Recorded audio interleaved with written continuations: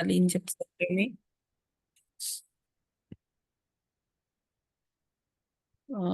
आज रुशाली माता जी के पिताजी का जन्मदिन है, तो हम उनके लिए प्रार्थना करते हैं भगवान से उनकी भौतिक और आध्यात्मिक उन्नति के लिए। और एक बार हरे कृष्ण महामंत्र का उच्चारण करते हैं। हरे कृष्णा हरे कृष्ण कृष्णा हरे कृष्ण कृष्णा कृष्ण हरे कृष्ण हरे कृष्ण हरे हरे हरे हरे राम राम राम राम हरे हरे राम हरे राम राम राम हरे हरे। आपको बहुत बहुत शुभकामनाएं आपको शाली बहुत बहुत माता जी, आपकी पूरी फैमिली को खुशहाली हम माता सभी की तरफ से Hare Krishna. Thank you so much माता जी। बहुत बहुत बधाई शाली माता जी। थैंक यू बहुत सो बहुत मच माता बधाई। जी। बहुत बहुत बधाई हो माता जी। थैंक यू सो मच माता जी।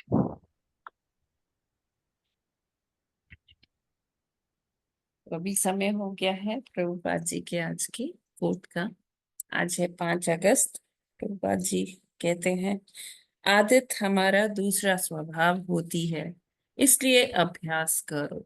डेट्रॉइट, 5 अगस्त 1975। तो प्रभुपाद जी यहाँ बता रहे ये होता है कि इसीलिए हमें छोटे जब बच्चे होते हैं स्कूल में तो सिखाया जाता है, एक डिसिप्लिन बनाया जाता है कि हाँ इसे जब आप फॉलो करेंगे, रोज करते जाएंगे तो हैबिट बिकम्स आवर नेचर। वो मतलब फिर वो चीज हमको अलग से नहीं करनी पड़ती, वो स्वतः ही हो जाता है। जैसे आ, बताया जाता है बच्चे को कि सुबह जब आप उठोगे, प्रातःकाल उठोगे तो आपको अपने टीथ साफ करने हैं, दांत साफ करने हैं। तो वो ब्रश करना एक उसकी हैबिट हो जाती है, उसे उसके लिए कुछ सोचने की जरूरत नहीं होती, वो स्वतः ही हो जाता है। और इसी तरह से अगर हम बच्चों को सिखाए कि हाँ सुबह उठकर आपको क्या करना है, माता पिता को प्रणाम करना है, उनका पाँव छूना है, या जैसे हम उठते हैं तो हमें सबसे पहले अपने हाथों को देख के कराग्रे वस्ते लक्ष्मी, कर मध्य सरस्वती, कर मूले तो गोविंदम, प्रभाते कर दर्शनम, या कैसे पृथ्वी का स्पर्श करके चरण स्पर्श एक तरह से करके उनका आशीर्वाद लेना है, उनसे माफी मांगनी है कि हम आपके ऊपर अपने कदम रख रहे हैं। तो अगर हम इस तरह से बच्चों को सिखाते तो उनका उसी तरह से एक वो विचार डेवलप होते हैं। और वो जब इस चीज को लगातार करेंगे करेंगे तो क्या होता है कि उनके अंदर वो नेचर, उनका वो स्वभाव बन जाता है। तो प्रभुपाद कहते हैं कि इसीलिए अभ्यास करो। जितना हम अभ्यास करेंगे उतना ही हम सीख पाएंगे और उसको अपने अंदर ग्रहण कर पाएंगे। तो हमें जीवन भर ये अभ्यास करना चाहिए। जैसे प्रभुपाद जी कहते हैं कि सबसे इम्पोर्टेंट कि हमें ये जो जीवन मिला है तो इसमें हमें क्या करना है, अभ्यास करना है कि अंतकाल में हमें भगवान का नाम याद रहे, भगवान का जो रूप है वो हमारी आंखों के सामने आ जाए। तो वो कैसे आएगा, वो ऐसे ही आएगा जब हम जीवन भर उनके पवित्र नामों का जप करेंगे, उनका सेवा करेंगे। तो अंतकाल में हमें मतलब वो चीज भगवान का रूप, भगवान का नाम वो स्वतः ही आ जाएगा, क्योंकि हमने जीवन भर किया।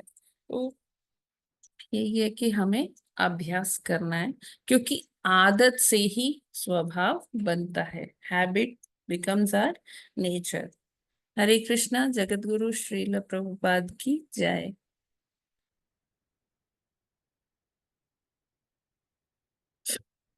Okay, now it's time for Bhagavatam अध्ययन।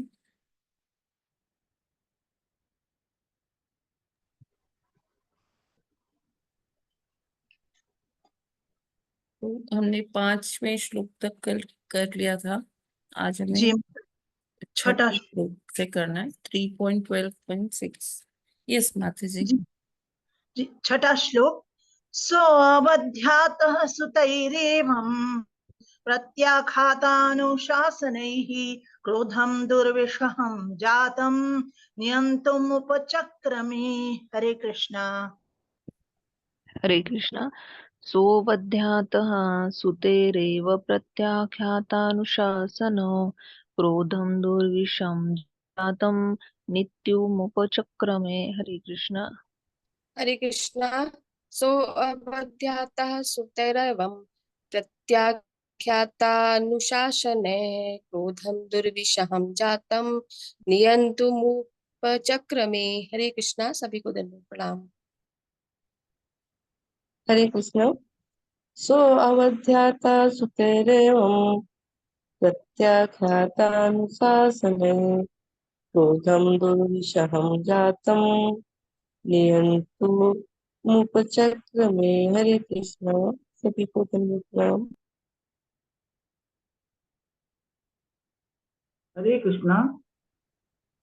तो अवध्यातः सुतैरेवं प्रत्याख्यातानुशासने क्रोधं दुर्विषहं जातं नियन्तुमुपचक्रमे। हरे कृष्णा। हरे कृष्ण। सा अवधातः सुतरेवं प्रत्याख्यात प्रत्याख्यातं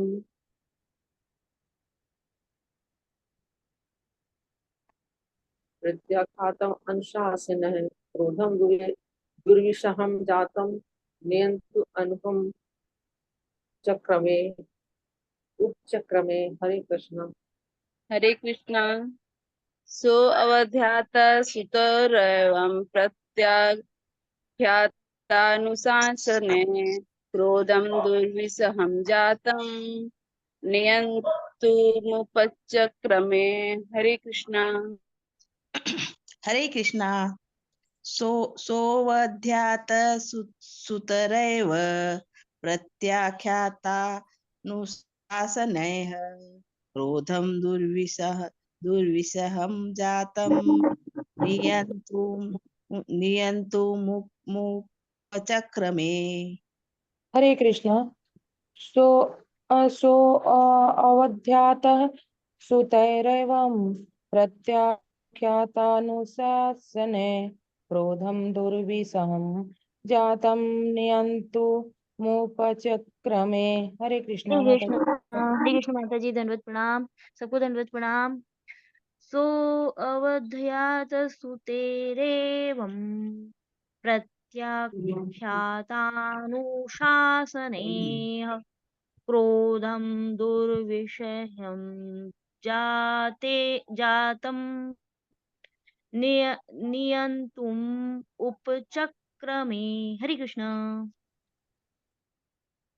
हरे कृष्णा। सो अवध्यात सुतेरेवं प्रत्याख्यात अनुशासने क्रोधं दुर्विषहं जातं नियंतुम उपचक्रमे। हरे कृष्णा माता जी, दंडवत प्रणाम। रुचिरनाथ सभी भक्तों को दंडवत प्रणाम। हरे कृष्ण। सः अवध्यात् सुतैरेवं प्रत्याख्यात अनुशासने क्रोधं दुर्विषहं जातं यत्यन्तुमुपचक्रमे। हरे कृष्ण।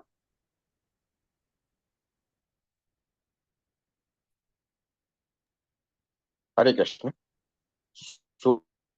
सुअवध्यात सुतैरिवं प्रत्याख्यातानुशासने क्रोधं दुर्विषहं जातं नियन्तु मुपचक्रमे। Hare Krishna. Hare Krishna. Thank you so much. शब्दार्थ, अनुवाद और तात्पर्य श्रील प्रभुपाद जी के द्वारा। श्रील प्रभुपाद जी की जय।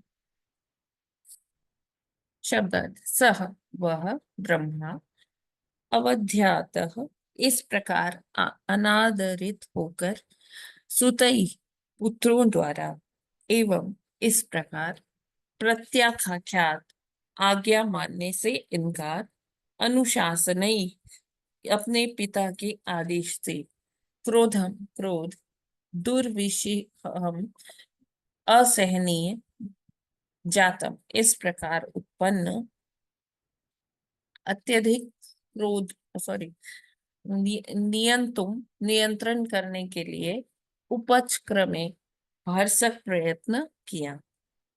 अनुवाद। पुत्रों द्वारा अपने पिता के आदेश का पालन करने से इनकार करने पर ब्रह्मा के मन में अत्यधिक क्रोध उत्पन्न हुआ, जिसे उन्होंने व्यक्त ना करके दबाए रखना चाहा। तो कल के श्लोक में हमने प्रभु जी के मुखारविंद से सुना उसकी व्याख्या, और हमने देखा कि किस प्रकार जो सनत कुमार हैं उनको इस उद्देश्य से ब्रह्मा जी ने उत्पन्न किया था कि ये सभी चार पुत्र विवाह करेंगे और उसके बाद जो उनकी बनाई हुई सृष्टि है उसमें आगे और सृजन करेंगे, मतलब और संततियों को उत्पन्न करेंगे, जिससे ये जो धराधाम है वो आगे चलता रहेगा और जो भौतिक जगत है वो आगे चलता रहेगा। तो अब ब्रह्मा जी की जो ये उन्होंने सोच के जो ये अपने पुत्रों को उत्पन्न किया था वो कार्य पूरा नहीं हुआ। उन पुत्रों ने कहा कि वो विवाह आदि कार्यों में नहीं फंसेंगे, क्योंकि उनको वो आत्मज्ञान था, है ना। वो कौन कौन से रूप थे, ज्ञान वैराग्य ये सबके वो प्रत्यक्ष रूप थे, और उनको ये सब बातें ज्ञात थी कि अगर वो इस सब में फंस जाएंगे, ऐसे मोह रूपी जो कार्य हैं उसमें फंस जाएंगे, तो वो भक्ति नहीं कर पाएंगे। और इसलिए क्या था कि उन्होंने निर्णय किया कि वो विवाह आदि कार्य में नहीं संलिप्त होंगे। तो ये सुनकर ब्रह्मा जी को बहुत ही गुस्सा आया।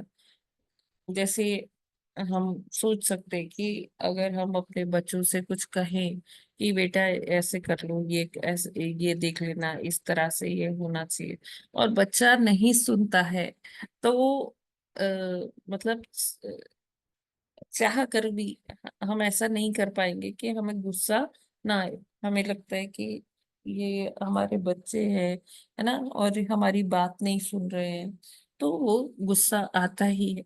तो उसी तरह से ब्रह्मा जी पिता हैं और उन्होंने एक प्रयोजन से अपने बच्चों को उत्पन्न किया, और वो चार कुमारों ने क्या किया, उनकी बातों को एकदम खारिज कर दिया, एकदम नकार दिया। और इसलिए ब्रह्मा जी को गुस्सा आता है। और लेकिन वो ब्रह्मा जी हैं, है ना, बहुत विद्वान है, बुद्धि तत्व के बने हुए। तो ये क्रोध जो उनके अंदर आया उन्होंने उसे व्यक्त नहीं किया, अपने पुत्रों को दिखाया नहीं, और उन्होंने उसको अपने अंदर ही रखना चाहा, है ना। लेकिन ये क्रोध ऐसा चीज है, ऐसा वेग है कि हम अगर उसे दबाते भी हैं तो वो हमारी आंखों के जरिए, हमारे बॉडी लैंग्वेज के जरिए वो नजर आता है ना। जैसे जो व्यक्ति क्रोध में होता है तो उसकी आंखें लाल लाल सी होने लगती है, या उसकी भ्रुकुटियां तन तन जाती हैं।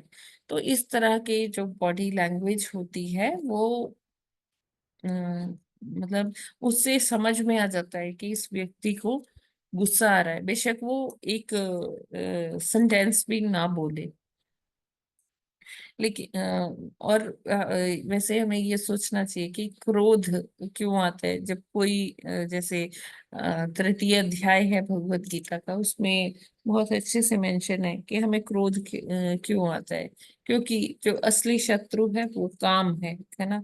जब हमारा ये काम वासना पूरी नहीं होती, काम वासना इज लाइक कि कोई भी जो भौतिक इंद्रिय तृप्ति के लिए कुछ भी हो सकता है, कोई भी डिजायर हो सकती है, जब वो पूरी नहीं होती है तो मनुष्य को क्रोध आता है। जब क्रोध आता है तो बुद्धि क्या हो जाती है, बुद्धि काम नहीं करती है। जब बुद्धि काम नहीं करती है तो विवेक मर जाता है। विवेक मतलब डिसाइसिव पावर, जो हमें ये बताती है कि क्या सही है क्या गलत है। तो इस तरह से ये पूरा प्रोसेस होता है। और ये क्रोध अपना कोई ना कोई मार्ग निकाल के, ये वेग है ना, उससे हमें ये क्रोध जो है हमें बहुत प्रभावित करता है। तो ब्रह्मा जी क्योंकि शक्तिशाली है, शाक्त्यावेश बनाया भगवान ने, उनको शक्ति प्रदत्त बनाया है, बुद्धि तत्व के वो बने हुए हैं, भगवान से उनको दिव्य ज्ञान मिला है। तो ब्रह्मा जी ने सोचा कि क्या अभी बोलना बच्चों को, ठीक है इनका जो कर रहे हैं ठीक है, सही है, और वो सोचे कि अभी हम क्रोध को अपने अंदर ही रख लेते हैं। लेकिन वो क्रोध क्या होता है कि वो रुद्र बन के उनके अंदर से निकलते हैं, उनकी भ्रुकुटियों में से।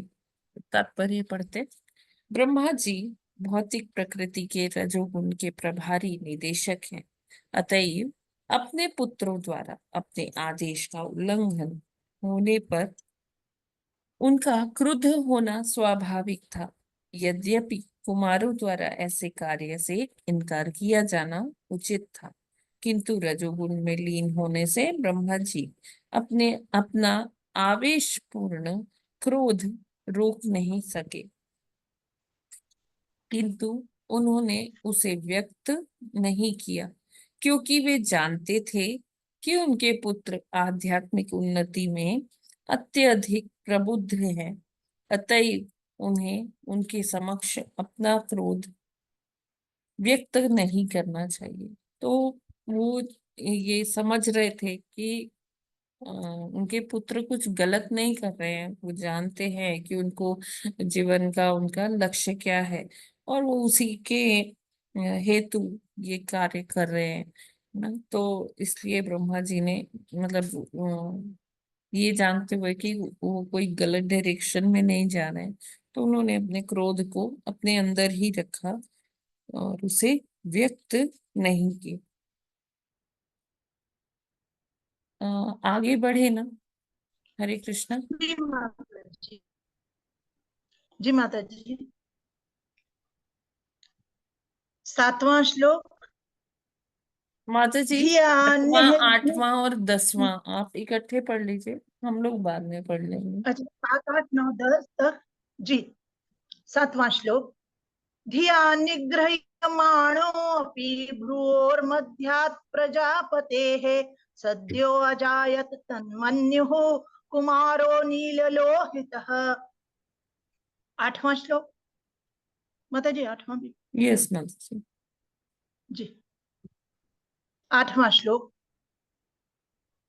स वैरुरोध देवानां पूर्वजो भगवान् भवः नामानि कुरु मे धातः स्थानानि च जगद्गुरो। हरे कृष्ण। 9वां श्लोक।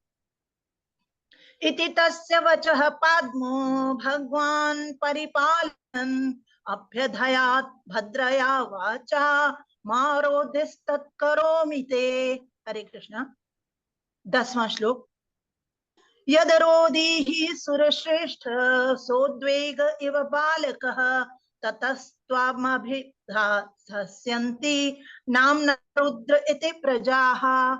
हरे कृष्ण। यस माता जी, ये भी आप पढ़ दोगे क्या? माता जी क्या 7वें का? यस माता जी। जी एक सेकंड। शब्दार्थ। 7 शब्दार्थ। धिया बुद्धि से निग्रह्यमाणः नियंत्रित हुए, अपि के बावजूद भ्रुवोः भावों के मध्यात बीच से प्रजापति ब्रह्मा के सद्य तुरंत अजायत उत्पन्न हुआ, तत् उसका मन्युः क्रोध कुमारः बालक नील लोहितः नीले तथा लाल का मिश्रण। अनुवाद। शब्दार्थ अनुवाद एवं तात्पर्य श्रील प्रभुपाद जी द्वारा। प्रभुपाद जी की जय। अनुवाद। यद्यपि उन्होंने अपने क्रोध को दबाए रखने का प्रयास किया, किंतु वह उनकी भौहों के मध्य से प्रकट हो ही गया, जिससे तुरंत ही नील लोहित रंग का बालक उत्पन्न हुआ। तात्पर्य। क्रोध चाहे जानकर प्रकट किया जाए या अनजाने में, उसकी मुखाकृति वही रहती है। यद्यपि ब्रह्मा ने अपना क्रोध नियंत्रित करना चाहा, किंतु वे ऐसा नहीं कर पाए। तब भी, जबकि वे सर्वोच्च पुरुष हैं, ऐसा क्रोध ब्रह्मा की भौहों के बीच से रुद्र के रूप में अपने सही रंग में प्रकट हो आया, जो नीले, तमो तथा लाल रजो रंग का मिश्रण था, क्योंकि क्रोध रजो तथा तमो गुण की उपज है। हरे कृष्णा। जी। हरि बोल। हरि। तो जब हमें क्रोध आता है ना, तो ये साइंटिफिकली भी ये प्रूव है कि जब हमें क्रोध आता है तो हमारा बॉडी स्पेक्ट्रम का जो रेड एलिमेंट है ना, वो सबसे ज्यादा एक्टिवेट हो जाता है, अग्नि तत्व ज्यादा प्रबल हो जाता है। तो ब्रह्मा जी एक्चुअली उस समय सृजन कर रहे थे, तो कोई भी कार्य करने के लिए, सृजन जैसा कार्य करने के लिए वो मोड ऑफ पैशन होता है, मतलब रजोगुण का प्रबल होना जरूरी होता है।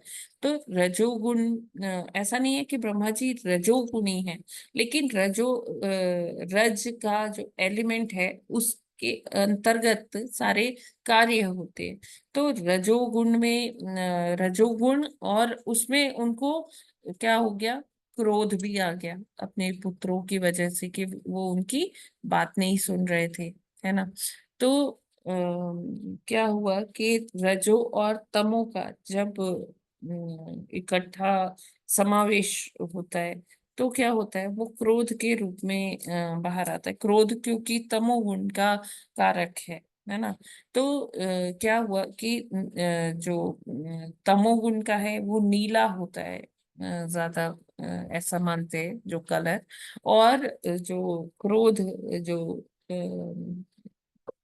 सॉरी, जो ये रजोगुण है उसका लाल ऐसा होता है ना। तो दोनों का मिश्रण, इसे क्या कहा गया है, नील लोहित, है ना। नील लोहित से जो बना, मतलब उनके इस भाव से उनकी भ्रुकुटियां तन गई थी, क्योंकि उनको गुस्सा आ रहा था, अंदर ही अंदर उनको गुस्सा आ रहा था।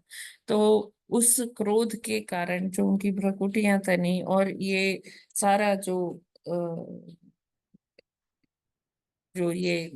प्रकरण हो रहा था, तो उससे क्या हुआ कि उस क्रोध से, इस तमोगुण से रुद्र के रूप में वो सामने प्रकट हो गया, भौहों के बीच से रुद्र के रूप में वो सामने आए। तो रुद्र एक बालक के रूप में आए, और वो जैसे आगे के हम उसमें पढ़ेंगे तो कि वो चिल्लाने लग गए कि मेरा नाम क्या है, मैं कौन हूँ, इस तरह से वो करने लग गए। तो यहाँ पर एक्चुअली यही बता रहे कि क्रोध चाहे जानकर प्रकट किया जाए या अनजाने में, है ना। मतलब कई बारी क्या होता है कि क्रोध हमें स्वाभाविक रूप से आ ही जाता है, और कई बारी हम सिचुएशन को देखकर कि हाँ, यहाँ क्रोध करना तो बहुत जरूरी है, नहीं किया तो गलत हो जाएगा। क्रोध ये चाहे अनजाने में करे या जान कर करे, उसकी मुखाकृति वही वही रहती। मुखाकृति मतलब कि जैसे एक बॉडी लैंग्वेज, क्रोध जब आता है तो क्या कैसे कैसे होता है, तो वो चीज के बारे में यहाँ बता रहे हैं कि क्रोध जो है उसका बाय प्रोडक्ट क्या होता है कि हम आगे फिर सोच नहीं पाते हैं, है ना। डिसाइसिव पावर हमारी कम हो जाती है। तो ऐसा नहीं है कि ब्रह्मा जी यहाँ पर एकदम गए। ब्रह्मा जी क्योंकि बुद्धि तत्व के बने हुए हैं, तो उन्होंने क्रोध को व्यक्त ना करना ही उचित जाना।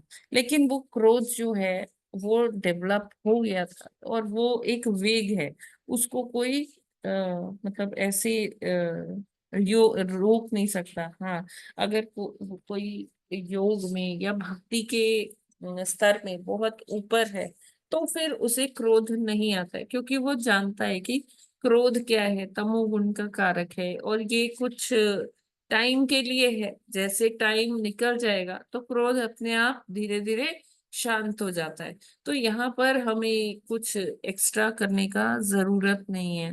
तो जो भक्ति में जो लोग हैं वो उनको क्रोध नहीं आता, वो संभाव में रहते हैं।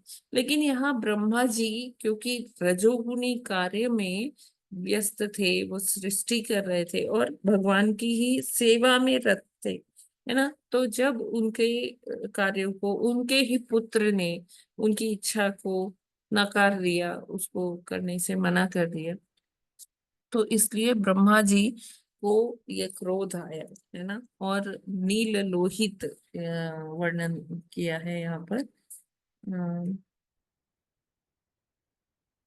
क्या? हाँ, नील लोहित। जी।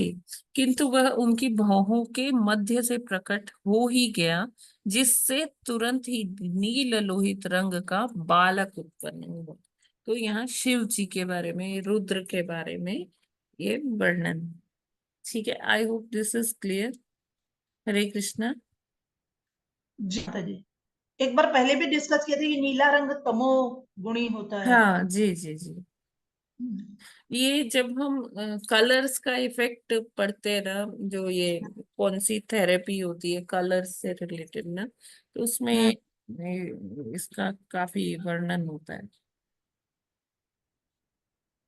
हरे कृष्ण माता जी। जैसे जिनको, जो शॉर्ट टेम्पर्ड होते हैं, जिनको गुस्सा बहुत आता है, उनको रेड अवॉइड करने को कहते हैं, ब्लू अवॉइड करने को कहते हैं। हरे कृष्णा प्रभु जी, आप कुछ कह रहे हैं? माता जी, आंखों के आईब्रोज बीच में रौद्र की वजह से, गुस्से की वजह से शिव जी रुद्र या महादेव उत्पन्न हुए। तो ये तो भौतिक जगत में है, लेकिन जो विवरण सदाशिव का आध्यात्मिक जगत में आता है, वो तो कहीं पता नहीं पड़ता कि उनकी कैसे है उत्पत्ति, ब्रह्मा से क्या नहीं है क्या उनकी। प्रभु जी, सदाशिव तो भगवान से आए हैं ना, अच्छा माता जी, है ना। और ठीक है। रुद्र भी भगवान के ही वो अ, जब गुणावतार कहते हैं ना, तो गुणावतार में हाँ जो माता जी। तमोगुण के, वो भी भगवान से ही है, ये भगवान से हाँ ही माता आए, जी। लेकिन कहाँ से? ब्रह्मा की भ्रकुटियों से उत्पन्न हुए, ठीक है माता जी, क्लियर है। है ना। हरे कृष्ण। वो भगवान से ही आए। जी हरे कृष्ण। अगला पढ़ ले। माता जी पढ़ना है। हाँ, पढ़ दीजिए। शब्दार्थ, 8वां श्लोक। शब्दार्थ अनुवाद एवं तात्पर्य शील प्रभुपाद जी द्वारा। शील प्रभुपाद जी की जय। शब्दार्थ, सह वह वही निश्चय ही, रुरोध जोर से चिल्लाया, देवानाम पूर्वजः समस्त देवताओं में ज्येष्ठतम, भगवान अत्यंत शक्तिशाली, भवः शिव जी, नामानि विभिन्न नाम, कुरु नाम रखो, मेरा, धातः हे भाग्य विधाता, स्थानानि स्थान, च भी जगत गुरु, हे ब्रह्मांड के शिक्षक। अनुवाद, जन्म के बाद वह चिल्लाने लगा, हे भाग्य विधाता, हे जगत गुरु, कृपा करके मेरा नाम तथा स्थान बतलाइए। माता जी अगला भी पढ़ दें। हाँ।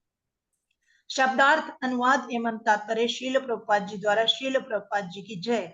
शब्दार्थ इस प्रकार, तस्य उसकी, वचः याचना, पद्म कमल के फूल से उत्पन्न हुआ, भगवान शक्तिशाली, परिपालय याचना स्वीकार करते हुए, अभ्यधात शांत किया, भद्रया भद्र मृदु, वाचा शब्दों द्वारा, माँ रोदी ही रो, तत् वह, करोमि करूंगा, ते जैसा तुम चाहते हो।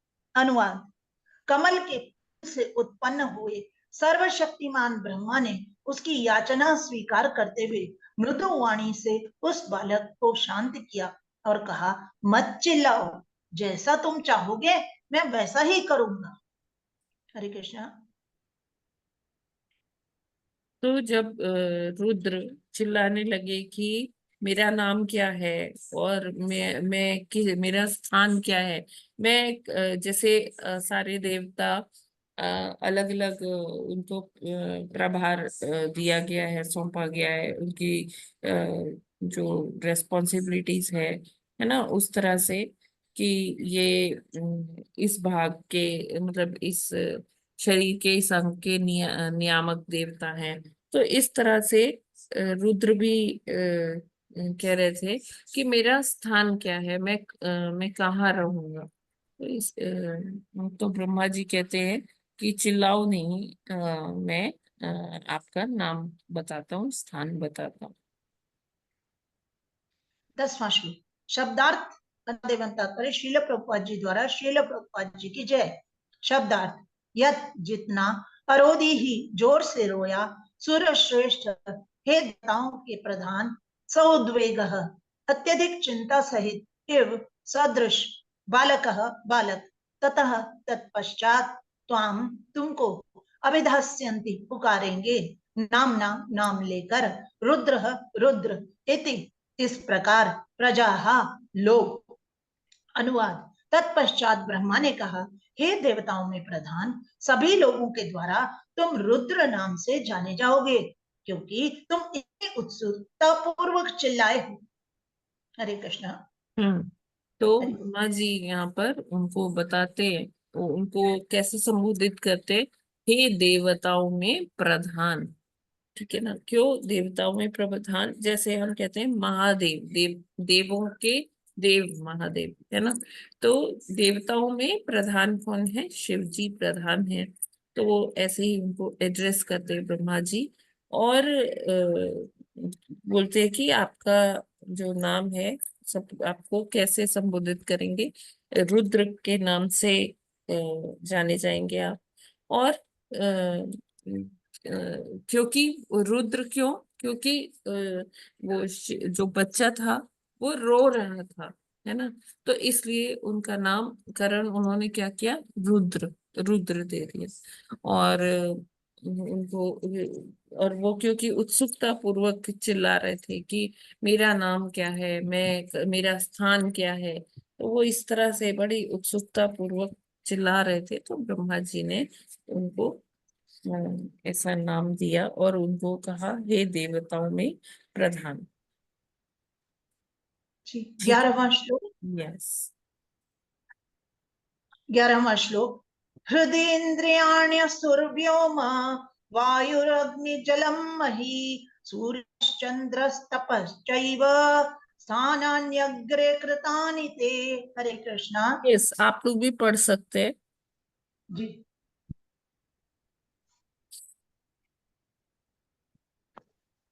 हरे कृष्णा माता जी प्रणाम। हृदयेन्द्रियाण्या सूर्यों वायुरग्नि जलमहि सूर्यचन्द्रस्तपश्च तथा नान्यग्रे कृतानि ते। हरे कृष्ण माता जी। हरे कृष्ण माता जी दंडवत प्रणाम। हृदि निद्रायाम्य सूर्योमा वायुरग्निजलं महि सूर्यचन्द्र तपश्चैव स्थानान्यग्रे कृतानि ते। हरे कृष्णा सभी को दंडवत।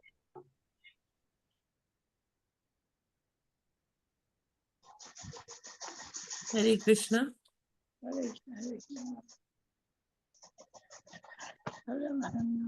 ओके, शब्दार्थ, अनुवाद और तात्पर्य श्रील प्रभुपाद जी के द्वारा श्रील प्रभुपाद जी की जय। शब्दार्थ हृदय, इंद्रियाणि इंद्रिया, असुर प्राणवायु, व्योम आकाश, वायु वायु, अग्नि आग, जलम जल, मही पृथ्वी, सूर्य सूर्य, चंद्र चंद्रमा, तपः तपस्या, च भी एक निश्चय ही, स्थानानि ये सारे स्थान, अग्रे इसके पहले के, कृतानि पहले किए गए, ते तुम्हारे तुम्हारे लिए। अनुवाद हे बालक, मैंने तुम्हारे निवास के लिए पहले से निम्नलिखित स्थान चुन लिए हैं। हृदय, इंद्रियां, प्राणवायु, आकाश, वायु, अग्नि, जल, पृथ्वी, सूर्य, चंद्रमा तथा तपस्या। तो ब्रह्मा जी ने उनको बताया, क्योंकि वो पूछ रहे थे कि उनके स्थान क्या है, कहाँ रहेंगे वो। तो इसके लिए ब्रह्मा जी ने उनको बताया कि मैंने आपके लिए पहले से ही ये स्थान चुन लिए हैं। आप रुदन मत करिए। और वो बताते हैं कि आपका जो प्रभाव है या आपका जो स्थान है वो हृदय, इंद्रिया, प्राणवायु, आकाश, ये जो पंचमहाभूत है और चंद्रमा है, सूर्य चंद्रमा, इन सब पर आपका प्रभाव रहेगा। आपके ये स्थान है, आप इनको इनके नियामक रहेंगे, है ना। क्योंकि देखिए जो भौतिक जगत है, भौतिक जगत के जो अधिष्ठाता है, जैसे अधिष्ठात्री देवी दुर्गा देवी है, और जो देव है वो कौन है, महादेव है या रुद्र है। तात्पर्य पढ़ते हैं, ब्रह्मा के क्रोध के फलस्वरूप उनकी भौहों के बीच से रुद्र का जन्म, जो कि कुछ कुछ तमोगुण तथा रजोगुण से उत्पन्न हुआ था, अत्यंत महत्वपूर्ण है। भगवत गीता के 3.37 श्लोक में रुद्र तत्व का वर्णन हुआ है। क्रोध काम से उत्पन्न होता है, जो रजोगुण का प्रतिफल है।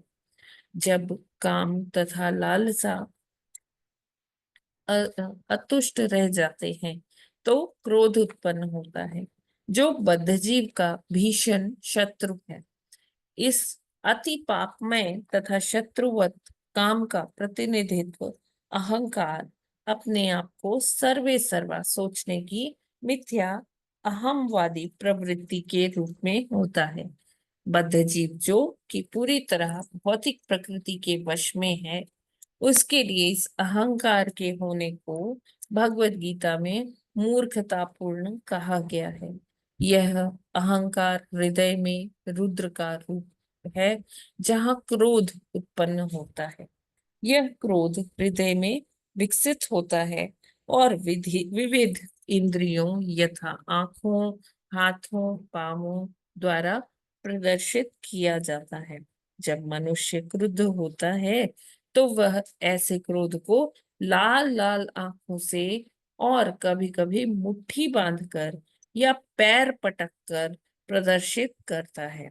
रुद्र तत्व का यह प्रदर्शन ऐसे स्थानों में रुद्र की उपस्थिति का प्रमाण है।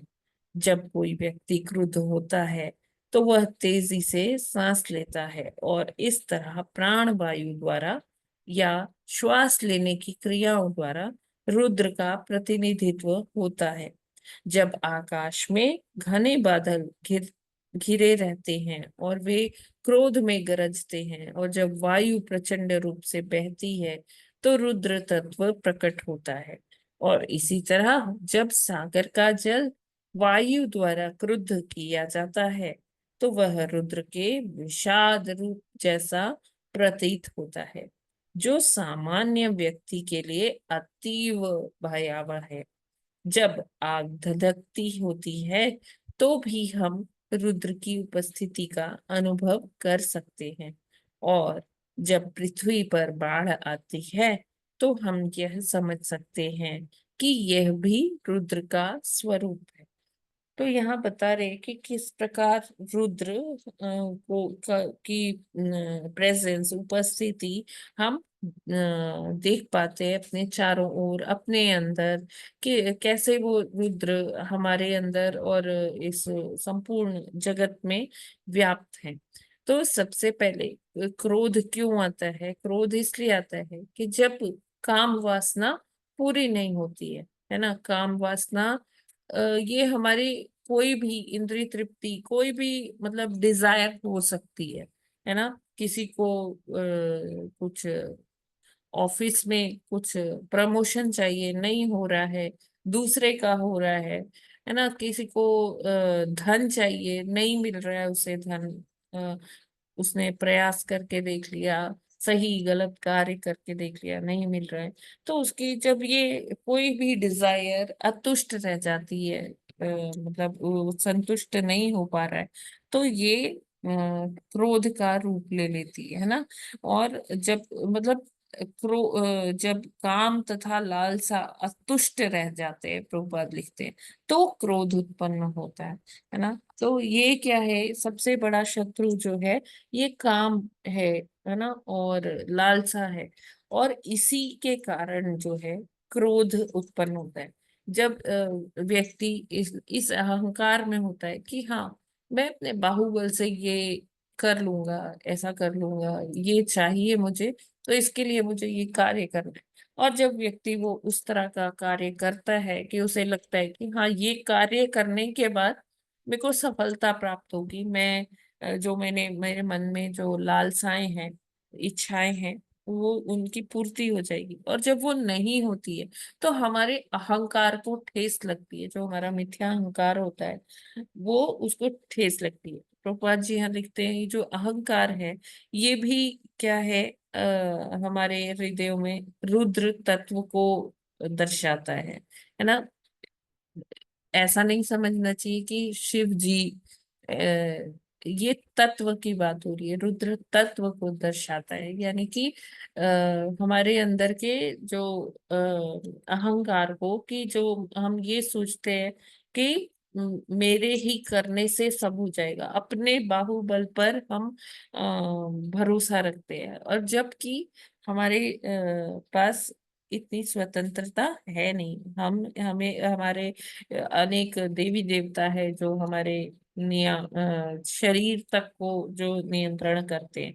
पूरी तरह से हम ये कहे कि हमारा शरीर हमारे नियंत्रण में है, तो वो भी नहीं है अभी। हम अपनी स्वेच्छा से हाथ पैर हिला डुला पा रहे हैं। अगर ये देवता ना चाहे तो हम ये कार्य नहीं कर सकते। जैसे हमने पहले ये तीसरे स्कंद के पहले दूसरे चैप्टर में पढ़ा था कि जो ये नियामक देवता होते हैं, तो ये ही नियंत्रण करते हैं कि इवन हमारी पलक कब झपकेगी, नहीं कब नहीं झपकेगी, उसके लिए भी नियामक देवता है ना, पलक झपकाने के लिए। तो हम देख सकते हैं कि हम इतने स्वतंत्र नहीं, लेकिन हमारे अंदर अहंकार बहुत होता है ना। और अहंकार ये जो होता है ये ही फिर जब इस अहंकार को चोट पहुंचती है, ठेस पहुंचती है, तो इससे क्या होता है, क्रोध उत्पन्न होता है। और जब ये क्रोध उत्पन्न होता है तो ये इस ये कैसे, इसका ये क्रोध का वेग कैसे निकलता है, ये हमारी आंखों के जरिए, हमारे हाथों के जरिए, पाँव के जरिए, कोई पैर पटकने लगता है, कोई किसी की आंखें, कहते नहीं है एकदम उसका चेहरा तमतमा उठा, तो इस तरह से ये क्रोध निकलता है। हाथों से कोई सारी चीजें तोड़ने फोड़ने लगता है कि जब उसको क्रोध आता है। कोई अपनी मुट्ठियां एकदम टाइटली बंद कर लेता है ना। तो इस तरह से हम देखते हैं क्रोध के प्रदर्शन के कई सारे तरीके हैं। उसे लोगों की बॉडी लैंग्वेज स्टडी करके हम जान सकते हैं कि हाँ, इनको क्रोध आ रहा है। और इसी तरह से प्रकृति में भी देखा जा सकता है कि क्रोध की स्थिति, जैसे जब सूर्य बहुत तेज चमक रहा है, तो हम अक्सर कहते नहीं है, अरे सूर्यदेव आप इतने क्रोधित क्यों हो रहे हो। जो जैसे मई जून की जो गर्मी होती है, एकदम उसमें ऐसा लगता है कि सूर्य जो है आग बरसा रहा है। तो मतलब हम प्रकृति में भी ऐसे देख सकते, जब तेज तेज तूफानी हवाएं चल रही होती है, जैसे जब ये स्थिति बनती है, जैसे बवंडर आता है, साइक्लोन जिसको कहते हैं, मतलब साइक्लोन होता है, हरिकेन्स होते हैं, है ना। जो जल में टॉर्पीडोज होते हैं, जैसे भंवर टाइप का बनता है, और बहुत तेज तेज लहरें आती है। तो ये सारे जो प्रकृति भी है वो इस तरह से ऐसा रौद्र रूप दिखाती है। कहते हैं ना, ये प्रकृति का रौद्र रूप दिखाया प्रकृति ने, यानी कि प्रकृति को भी गुस्सा आया। तो कहीं आप देखिए आजकल कहीं लैंडस्लाइड्स हो रहे हैं, कहीं फ्लैश फ्लड्स है, एकदम से, वो क्या कहते हैं, फ्लैश फ्लड्स को बादल फटना कहते हैं ना, फ्लैश फ्लड को, अम, बादल फट जाता है एकदम से कहीं पर, जी कहीं जी जी। है ना, हाँ, लैंडस्लाइड्स होती है, भूस्खलन जिसको कहते हैं। तो भूस्खलन तो लैंडस्लाइड है। हाँ, तो वही कह रही हूँ, लैंडस्लाइड्स या भूस्खलन, है ना। और जैसे पानी में भंवर जैसा बन जाता है, टॉर्पीडोज, हाँ। है ना। और हम्म। ये साइक्लोन्स आते हैं, साइक्लोन्स है, एंटी चक्रवात। साइक्लोन्स है। तो ये सारा क्या है, प्रकृति का रौद्र रूप कहा जाता है। तो इससे इससे भी हम यही समझते हैं कि क्या है कि ये एक क्रोध का ही स्वरूप है, मतलब आवेश है प्रकृति का। तो ये जो रौद्र तत्व होता है प्रकृति में भी हम रुद्र को देख सकते हैं कभी कभी। हम्म। और अपने अंदर भी हम इस रुद्र हाँ, तत्व को शामिल है ये। देख सकते हैं। ये क्लियर हुआ क्या इतना? जी माता जी, ये एक रस, रौद्र रस है ना, इस तरह से रौद्र रस भी तो होता है ना, जिसको हाँ जिसमें बहुत मतलब जी, क्रोध यस। हम्म। हाँ, जो एक्सटेंडेड रस है ना, ये वो है। हाँ जी। जी। यस। हरे यही कृष्ण माता जी। जी प्रभु। इसलिए हृदय, इंद्रियां, आकाश, वायु, अग्नि, जल, पृथ्वी, इनका भगवान शिव का, रुद्र का स्थान दिखाया गया है।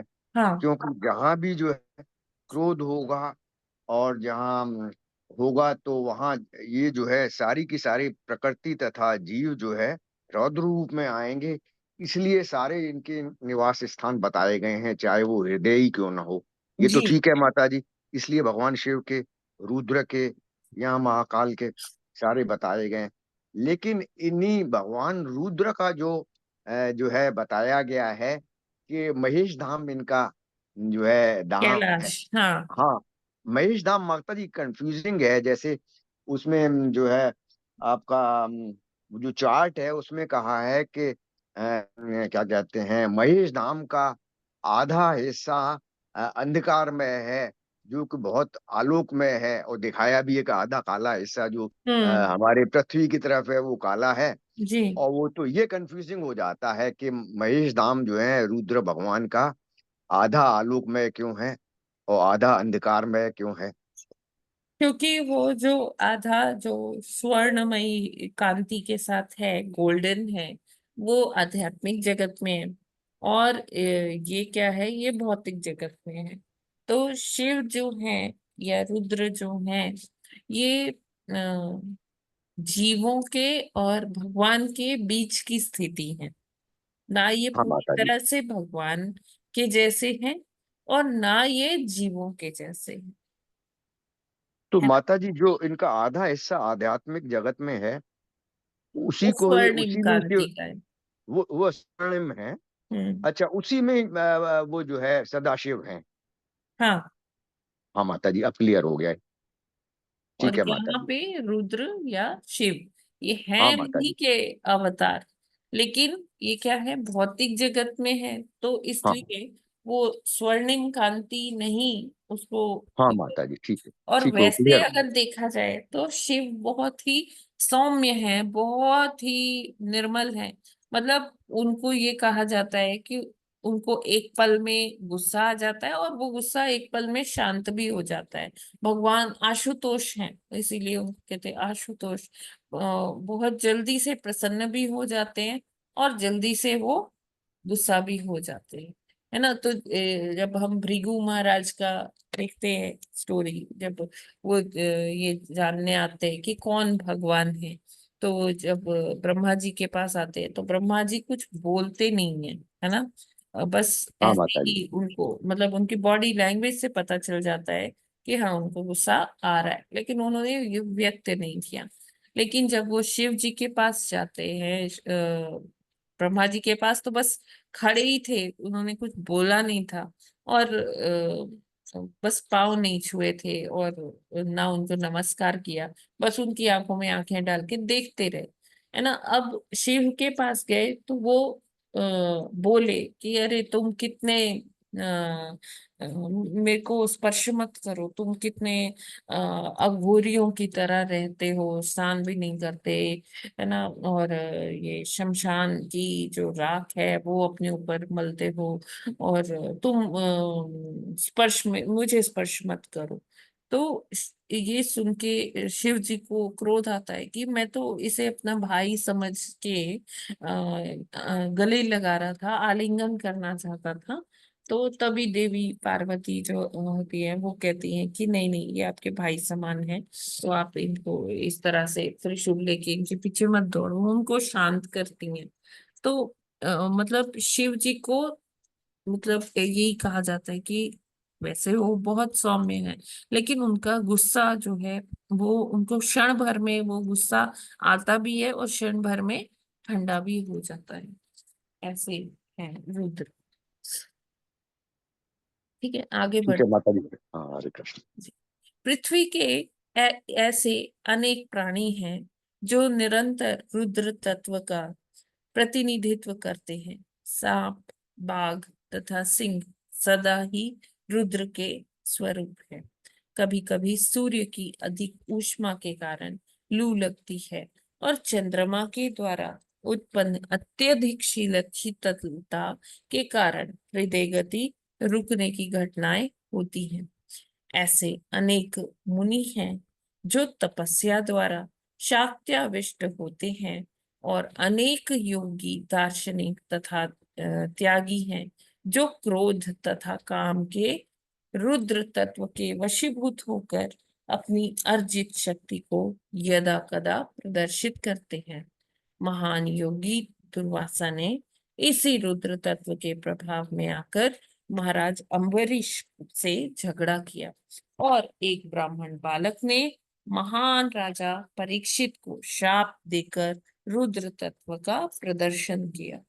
जब रुद्र तत्व ऐसे व्यक्तियों द्वारा प्रकट किया जाता है जो पूर्ण पुरुषोत्तम भगवान की भक्ति में नहीं लगे हैं, तो क्रुद्ध व्यक्ति अपने उच्चस्थ उन्नत स्थान से नीचे गिर जाता है। इसकी पुष्टि श्रीमद् भागवत के 10वें स्कंद के 2य अध्याय के 32वें श्लोक में इस प्रकार हुई है। ये अन्ये अरविन्दाक्ष विमुक्त मानेन भावाद विशुद्ध बुद्धयः आरुह्य कृच्छ्रेण परम पदम ततः पतन्त्यधो नाद्यत युष्मदङ्घ्रियः। निर्विशेषवादी का सबसे दयनीय पतन उसके इस झूठ तथा तर्कहीन दावे के कारण होता है कि वह ब्रह्म से तदाकार है। तो यहाँ पर प्रभुपाद जी क्या बता रहे हैं कि ये जो रुद्र तत्व है ये हमें सूर्य में भी दिखाई देता है, चंद्रमा में भी तब दिखाई देता है। कहते नहीं है कि जो कार्डियक अरेस्ट होते हैं, हार्ट अटैक्स जो आते हैं, वो अ, ये 2 से 3 बजे के बीच में उसकी फ्रिक्वेंसी ज्यादा होती है, जब चांदनी की शीतलता इतनी ज्यादा होती है कि वो कोई मतलब इतना बर्दाश्त नहीं कर पाता है, तो उसकी हृदय की गति रुक जाती है। तो अक्सर ऐसे ही होता है कि जब वो पीक पीक आवर्स होते हैं सर्दियों में, 2 से 3 बजे रात के बीच में, तो ये कार्डियक अरेस्ट ज्यादातर होते हैं, हृदय गति का रुकना पाया जाता है ना। आप लोग बता सकते हैं कि अगर ये इफेक्ट है ऐसा। हरे कृष्णा। माता जी आज ही जाना ये। अच्छा, नहीं ये ऐसा मैंने भी पढ़ा है कहीं स्टडीज। जी माता जी है ये माता जी, ये ये है। जरा ये 2 से 3 वाला जरा रिपीट कीजिए, जो है क्या कहा आपने, कौन सा तत्व बढ़ जाता है इसमें? तत्व चांदनी भर नहीं जाता है उस समय, जैसे चांद की शीतलता, चांदनी की शीतलता इतनी ज्यादा हो जाती है कि हृदय गति रुक जाती है। अच्छा। ऐसे मेरे को लगता है ऐसे कुछ साइंटिफिक स्टडी भी हुई है कि जो कार्डियक अरेस्ट की फ्रीक्वेंसी है वो रात में ज्यादा बढ़ जाती है। हाँ हाँ जो हाँ। हाँ माता शरद माता जी, ऋतु की जब रात ज्वार होती है। भाटा आता है ना, तब भी ये होता है माता जी। पूर्णिमा को भी ये चीज होता है कि नहीं नहीं, उसका तो माता जी सॉरी, उसका हृदय से नहीं होता है अच्छा, रिलेशन, उसका मन से होता है। मन से। अच्छा तो अच्छा। मतलब जो ये ऐसे लोग होते हैं जिनको मानसिक रोग होते हैं, मान लीजिए हम्म डिप्रेशन है, या मान लीजिए हम्म कि ओ कुछ माय गॉड। एबनॉर्मेलिटीज है ना, हम्म। ब्रेन मैल फंक्शनिंग की, तो वो चीज ज्यादा हो जाता है हाँ उसको। आपको अच्छा अच्छा ज्वार अच्छा। आने वो का लेकिन उग्र, माता जी बहुत सारे ऐसे हार्ट के अटैक्स वगैरह देखते ना, भोर में ज्यादा होते हैं। हाँ वो हाँ, 3 से 4 के बीच में, हाँ, दो दो से चार के दो से बीच चार के दो बीच से में। चार के बीच में। हाँ ये मैंने भी पढ़ा है, हाँ। तो ऐसा होता है। हरे कृष्ण माता जी। हाँ जी माता माता। जी, मतलब वो तो सुबह का समय हो जाता है जैसे, तो उसमें तो शांत रहना चाहिए, फिर अटैक की क्या प्रॉब्लम होती है इस time? मतलब कि इतनी ज्यादा ठंड हो जाती है ना, शीतलता हाँ, चांदनी की ठंड ज्यादा के बढ़ कारण। जाती है, इसलिए हाँ, जो धमनियों में रक्त होता है वो जमने लगता है। अच्छा, ठंड से, हाँ। हाँ जी, तो जी माता जी, ज्यादातर।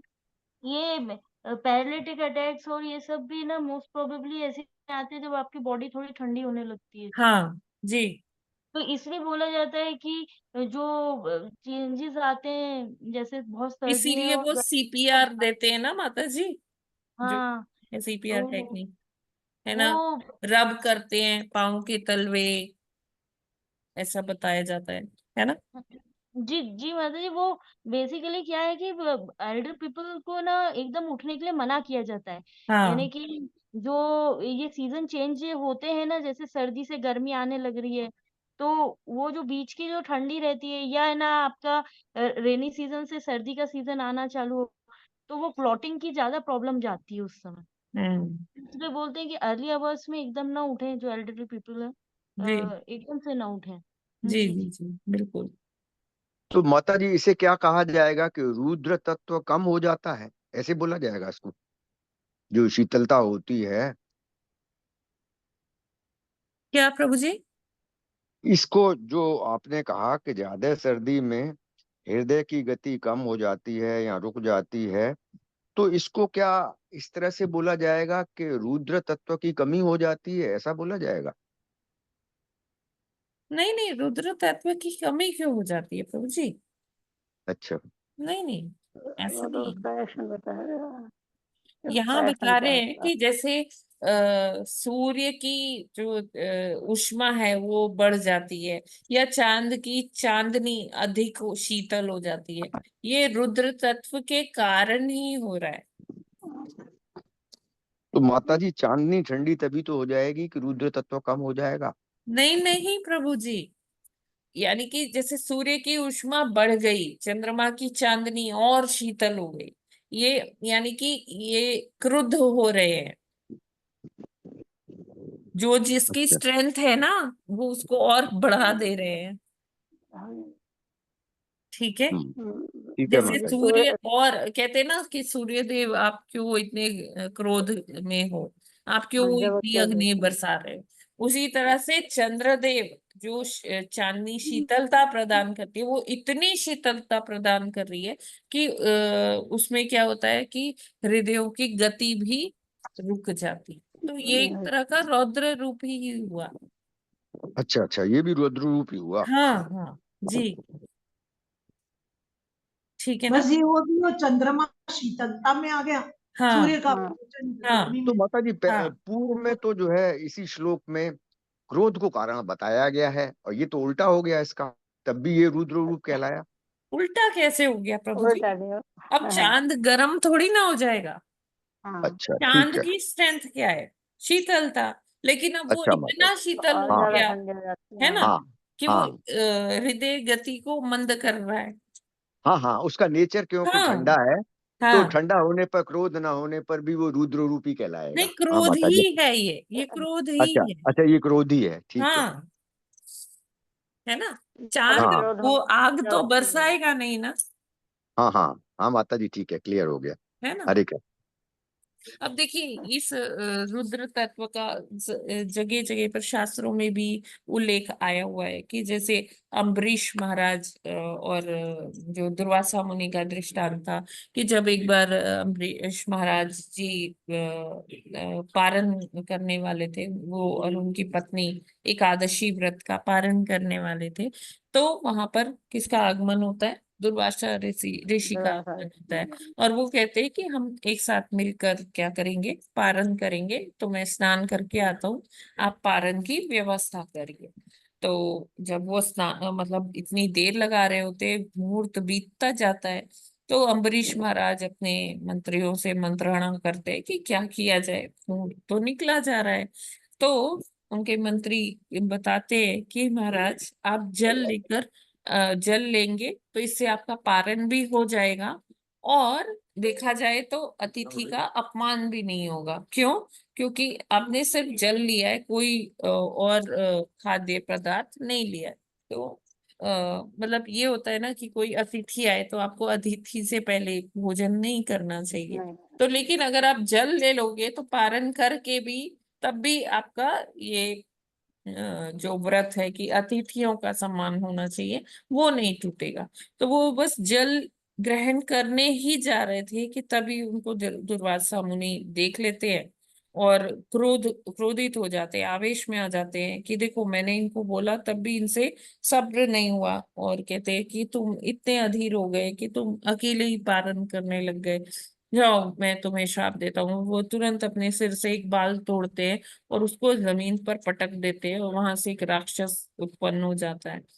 और फिर क्या होता है कि वो हम सभी को वो कथा मालूम है कि फिर क्या भगवान अपने भक्त का कुछ वो ह्रास नहीं होने देते, कुछ बुरा नहीं होने देते, और वो सुदर्शन को किसके पीछे लगा देते हैं, दुर्वासा मुनि के पीछे लगा देते हैं। और फिर वो हर लोक में भागते भागते घूमते हैं कि कोई उन्हें बचा लो बचा लो। फिर वो अंत में भगवान के पास जाते हैं कि आपका सुदर्शन मेरा पीछा कर रहा है, आप मुझे मेरी रक्षा करो। फिर भगवान कहते हैं कि नहीं, आपको मेरे भक्त से ही माफी मांगनी पड़ेगी। फिर जब वो अंत में जाते हैं अम्बरीश महाराज के पास, तब जाकर सुदर्शन जी उनका पीछा छोड़ते हैं। और इसी तरह से ये भागवत में जैसे हमने कहानी सुनी कि किस प्रकार परीक्षित महाराज को श्रृंगी ऋषि ने श्राप दे दिया। जब परीक्षित महाराज को के ऊपर कलयुग का थोड़ा सा प्रभाव आया, तो उन्होंने क्या किया, बार बार जब वो जल मांग रहे थे ऋषि से, तो उन्होंने सुना नहीं उनकी बात, वो तपस्या में लीन थे। तो उन्होंने क्या किया, एक मरा हुआ सर्प उनके गले में डाल दिया। जब ये चीज श्रृंगी ऋषि ने देखी कि मेरे पिता के गले में उन्होंने महाराज ने सर्प डाल दिया, तो उन्होंने तुरंत ही उनको श्राप दे दिया कि 7 दिन में आपकी मृत्यु हो जाएगी नाग के डसने से। तो इस प्रकार जब देखते हैं कि प्रभुपाद जी भी बताते हैं कि कैसे जब कुछ ऐसे लोग जिन जो भक्ति में नहीं है ना, और उनका जब मंतव्य पूर्ण नहीं होता, तो क्या होता है कि उनको क्रोध आ जाता है और क्रोध में वो कार्य करते हैं। तो मतलब ऐसे, हाँ, ऐसा एक बलराम जी का भी आता है कि एक बार जब जो अनिरुद्ध जी थे, उनको वहां पर बंदी बना लिया था हस्तिनापुर में, है ना। वो क्योंकि अनिरुद्ध का। उनकी जो पुत्री थी दुर्योधन की ना, उषा नहीं, उषा नहीं, जी जी, दुर्योधन लक्ष्मणा, की लक्ष्मणा। लक्ष्मणा। हाँ, तो लक्ष्मणा से वो विवाह करना चाहते थे, और ये उन्होंने मेरे को ये पूरा क्लियरली नहीं याद आ रहा है, पूरी स्टोरी लक्ष्मणा थी या कुछ और था, लक्ष्मणा ही थी। तो उससे अनिरुद्ध जी का विवाह होना लक्ष्मण, था। हाँ, तो लक्ष्मण।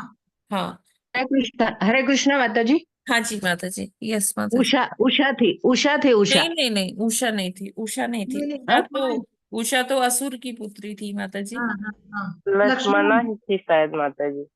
कि उषा उसकी सहेली थी तो उसने उठा के लाई थी अनिरुद्ध को, ऐसा कुछ था? नहीं नहीं, जी वो जी हाँ तो जी। दूसरी स्टोरी है माता जी, वो हस्तिनापुर से रिलेटेड नहीं है। अच्छा अच्छा अच्छा। वो अलग स्टोरी है। हाँ अच्छा ठीक है। हाँ, वो लक्ष्मणा की बात है। तो हाँ माता जी लक्ष्मणा ही थी। हाँ, करेक्ट। तो फिर बलराम जी ने क्या किया, अनिरुद्ध जी को वहां से बोले कि मैं लेके आऊंगा अनिरुद्ध को वहां से।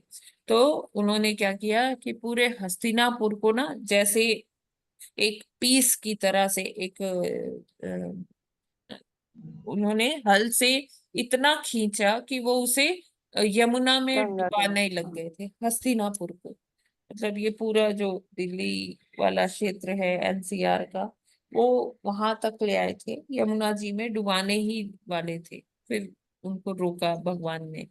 तो इस तरह से आता है दृष्टांत की मतलब जो संकर्षण जी है या बलराम जी है, उनको बहुत क्रोध आता है। और ये क्रोध का ही फल है कि प्रलय होती है, वो जब अग्नि निकलती है ना। बलराम जी क्रोधित हो जाते हैं कि हमने यहाँ लोगों को ये भौतिक जगत में क्यों भेजा है, कि वो अपना शुद्धिकरण करके वापस से यहाँ आए, लेकिन ये तो वहां अपना संसार ही बसाने लग गए हैं। तो बलराम जी ये सब डिस्कस करते हैं भगवान से, और फिर क्या होता है, जब प्रलय आनी होती है तो उनके मुख से जब वो अग्नि निकलती है, वो 36,000 साल तक धधकती रहती है और उसी में सारा कुछ झुलस जाता है। तो जब हम ये सारी चीजें देखते हैं तो हमें पता चलता है कि हाँ, क्रोध का अपना एक अस्तित्व है, और किस तरह से वो लोगों को प्रभावित करता है। और हम ये भी यहाँ पर ये निष्कर्ष भी निकाल सकते हैं कि जब हमें क्रोध आए तो हमें क्या करना है, क्रोध को भगवान की सेवा में ही अर्पित करना है।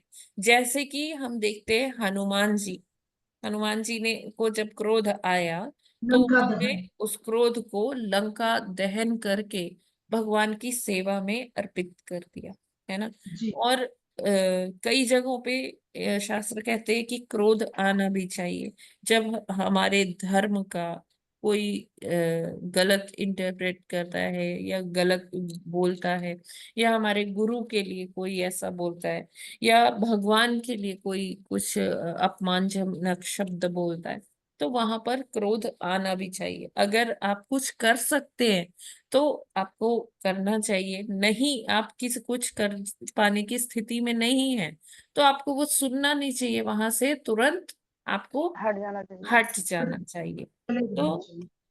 बाकी जो जो क्रोध है तो हमें उसे भगवान की सेवा में यूज करना चाहिए, जैसे अर्जुन ने भी किया। अर्जुन को क्रोध आ रहा था तो अर्जुन ने क्या किया, युद्ध लड़ा, ठीक है ना। और फिर भगवान की सेवा में उसे अर्पित किया। और लेकिन हमें इस चीज का श्रेय लेके ये भी नहीं करना चाहिए कि हाँ जी हर दिन ही हमें क्रोध आ रहा है, चलो अब हम इसे भगवान की सेवा में लगाएं।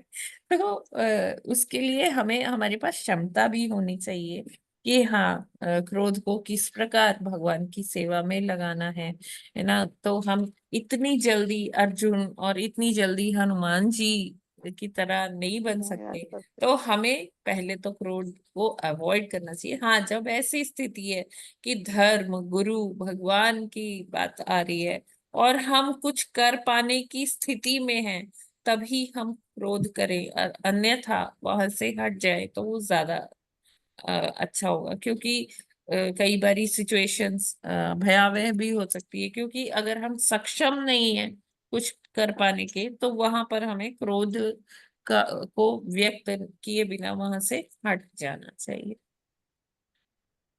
आई hope this is clear. Hare Krishna. हाँ जी। इसमें हाँ कोई माता जी, प्रश्न? क्रोध को आए तो पहले रोकने की कोशिश करना चाहिए, और शास्त्र या गुरुओं के अगर अगेंस्ट हो तो कुछ कह सकते हो तो करना चाहिए, या भगवान की सेवा में ही लगवा देना चाहिए जैसे कि हनुमान जी थे। अब माता जी, ये थोड़ा सा पहले भी कंफ्यूजन था 2 दिन पहले।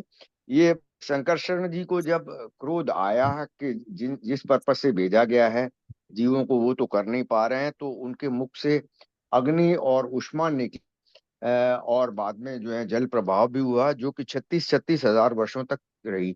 जी तो माता जी, ये 36 हजार वर्ष जो है ये पृथ्वी लोक के हैं कि वहां के हैं, आध्यात्मिक लोक के हैं?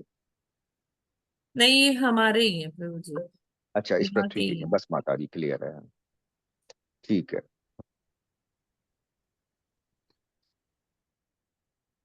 ठीक है।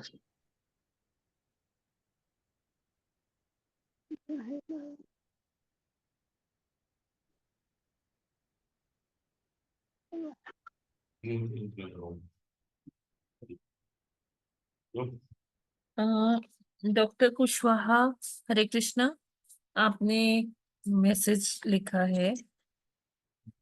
केरल के मल्लापुर में गर्भवती हाथी को बम का फल में रखकर खिला दिया, जिससे हाथिनी का सिर अलग हो गया था। तो शिव जी ने रौद्र रूप भूस्खलन के माध्यम से पूरा गांव ही नष्ट हो गया। यह कलयुग।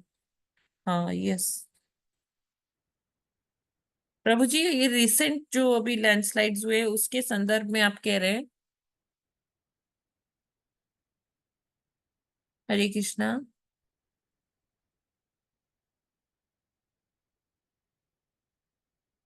और प्रभु जी कह रहे हैं कि सुबह 4 बजे से लेकर 6 बजे तक हार्ट अटैक आते हैं ज्यादा। थैंक यू प्रभु जी for the information.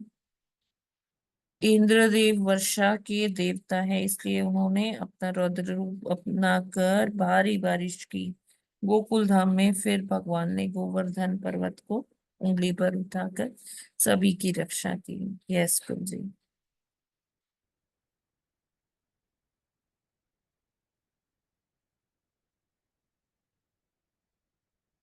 Right Prabhu ji. Thank you so much Prabhu ji for the inputs. तो माता जी, और साधारण लैंग्वेज में जहां भी गुस्सा है वही रौद्र रूप कहलाएगा, चाहे वो हृदय हो, चाहे वायु हो, चाहे धरती हो, चाहे आकाश हो, चाहे जहीं भी हो, तो वो रौद्र रूप ही कहलाएगा। इसका पूरा आ, कंक्लूजन शायद यही जी, है। आजकल जब मतलब ये कलयुग भी है और भौतिक चीजों के प्रति हमारा इतना रुझान रहता है, तो जब ये चीजें नहीं प्राप्त होती है तो हमें तो बात बात पर गुस्सा आता है ना? हाँ माता जी। हर छोटी चीज पर लोगों को गुस्सा आ जाता है। हाँ माता, छोटा सा काम ना हो तब भी गुस्सा आता हाँ है, तो जी, सारा वो रौद्र रूप ही है और वो किसी अच्छा ने नहीं है। कुछ जरा सा हाँ, कह दिया तो हमारे तो माता जी आज ये अहंकार पता को पड़ता ठेस है, लग जाती आज ये पता पड़ा, जो भी गुस्सा या रौद्र रूप है, या तो इसमें तमोगुण और रजोगुण दोनों ही हैं। तो सतोगुण में व्यक्ति को रहने के लिए इन चीजों से हटकर शांत रहना सीखना चाहिए, ताकि ये गुण ना हो, क्योंकि मुक्ति के मार्ग के लिए दोनों ही बाधक हैं, उसके चाहे लिए वो प्रभु जी रजोगुण हो। आज का जो प्रभुपाद का कोट था ना कि अभ्यास करना चाहिए, है ना? आदत हमारा स्वभाव बन जाती है। तो हाँ हमें माता जी। गुस्सा करने के आदत से बचना चाहिए और हर चीज को पहले समझना चाहिए, एकदम से रिएक्ट नहीं करना चाहिए। तो हाँ जब हम ऐसा कर पाएंगे तो हम ये कंट्रोल कर। और सबसे बड़ी चीज है, अगर हम भक्ति में आ जाते हैं, भगवान के पवित्र नामों का जप करते हैं, तो हम इस चीज से, क्रोध से बच सकते हैं।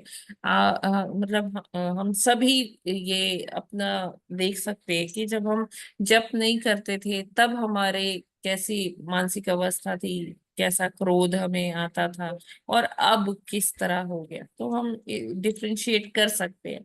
तो सबसे मतलब आई गेस हर चीज का जो उत्तर है ना, वो भक्ति है। हाँ भक्ति से माता जी। हम ये सारी जो ऐसी हैबिट्स है ना, बैड हैबिट्स हैं, उनको हम कहीं ना कहीं काउंटर भी कर सकते हैं, कंट्रोल भी कर सकते हैं। हाँ माता जी, ये कहा गया है कि भक्ति में, हरि नाम जप में आते अपने आप ही छूटती जाती हैं, और सतोगुण की तरफ जो है जीव मूव करता है। क्योंकि अगर यही गुण रहेंगे, भक्ति में नहीं जाएंगे, तो यही आध्यात्मिक मार्ग में जाने की रुकावट बनेंगे। तो उस रुकावट को दूर करने के लिए अगर हम हरि नाम लेंगे रोज, तो इस तमोगुण से और दूर रहेंगे। हरे कृष्ण। जी प्रभु जी। तो आप लोग आज के ये श्लोक पढ़ लीजिएगा एक बार फिर से, है ना। और कोई डिस्कशन होगा तो या कुछ डाउट्स होंगे तो हम कल ले सकते हैं फिर, क्योंकि आज टाइम भी बहुत ज्यादा हो गया। तो यहीं पर आज विराम करते हैं। ग्रंथराज श्रीमद् हरे भागवतम की जय। जय जगत गुरु श्रील प्रभुपाद की जय। जय नामाचार्य हरिदास ठाकुर की जय। जय अनंत कोटि वैष्णव भक्त वृंद की जय। जय वाञ्छा कल्पतरुभ्यश्च कृपा सिन्धुभ्य एव च एव च पतितानां पतितानां पावनेभ्यो पावनेभ्यो वैष्णवेभ्यो नमो वैष्णवेभ्यो नमः। नमो नमः। हरे कृष्णा सभी हरे हरे कृष्ण दंडवत माता जी, प्रणाम। दंडवत प्रणाम। सभी भक्तों को हरे कृष्णा, दंडवत प्रणाम। सबको दंडवत प्रणाम। हरे हरे कृष्ण माता जी, धन्यवाद हरे प्रणाम। सभी कृष्णा। गुरुजी और सभी माता जी को